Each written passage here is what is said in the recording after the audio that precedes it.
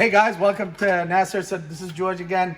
I was reading some of the posts. One of my sister jewelers, she posted something about if you can retip over genuine sapphires if they were mounted in sterling silver. Of course you can. Genuine sapphires, they corundum, they take a lot of heat. If you know what you're doing, do not heat directly on it. You're gonna use the torch method, like I told you. You gotta use the bottom of the actual flame. So come on in. I found a ring in my scrap box. This is a sapphire. These are white, either the CZs. Usually I don't recommend you retip on those CZs. You are gonna break the CZs because they're white. And they could be spinel, but I think they're cubic, so they're gonna crack. But the actual sapphires, they're genuine. Okay? Now here's the number one thing. A lot of these silver rings, if they're not worked on before, they are plated. So what I do is I sand down the tips that you're gonna retip. Okay? So I would sand them down, just give them a little, get rid of that plating that's on there. Okay, I'm gonna do these. Now here's the key element to this before you do anything. On sterling silver, you have to preheat a little bit because it takes a lot of heat.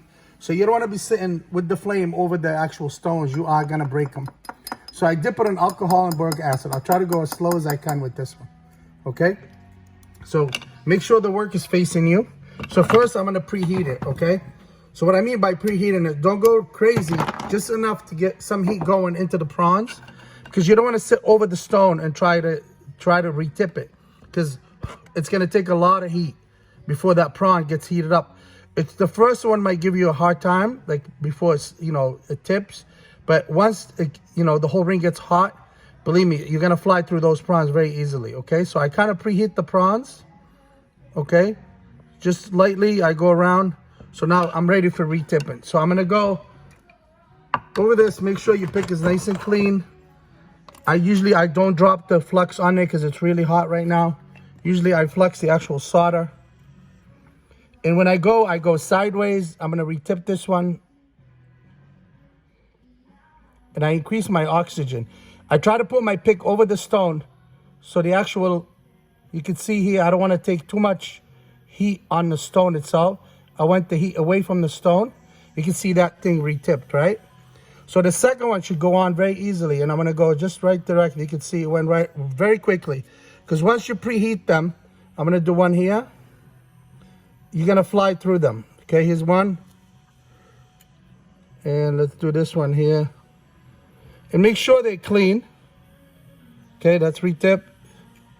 And I don't know, let's do one here. There you go. The key to this is kind of light preheat it, and you can see if something's, it's not going to connect here, don't go directly on the stone. I would turn it, I would follow the heat here, so you're not hitting the other stone. So anything that's not heated is going to give you a little bit of hard time before it melts, but back off a little bit. I'm going to do the inside one. So back off, so this way it's hot. See, this is hot. Watch how quickly that's gonna melt. See that? That melted really fast. So I'm gonna put one little piece over it. And because when they're hot, that's it. This thing's gonna flow very quickly.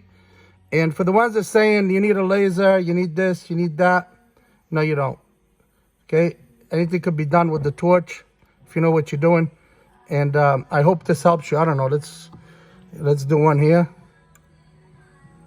Okay, see these are CZs. You can see them, they're lighting up, but you can see how quickly I retipped it. Now the key to this, make sure you show this. Brittany is helping us today. She's my favorite daughter-in-law, my only daughter-in-law. Her name is Brittany. Okay, so now here's what we're gonna do. Let it cool down. Okay, let it really cool down. All right, do not put it in the acid, in the pickling acid. Now you might have a little bit of film there.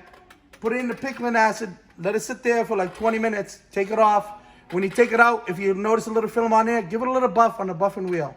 I guarantee it's going to come back. I'm going to leave everything on there. I'm going to clean it, and I'm going to show a picture.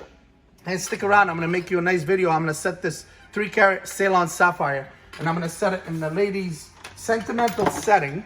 And it's actually round in the center. It only takes around 1.5 carat round, and it's in platinum. I'm going to show you how to put this 3-carat Ceylon sapphire in there. And it's extremely thick and has a really, really thick belly.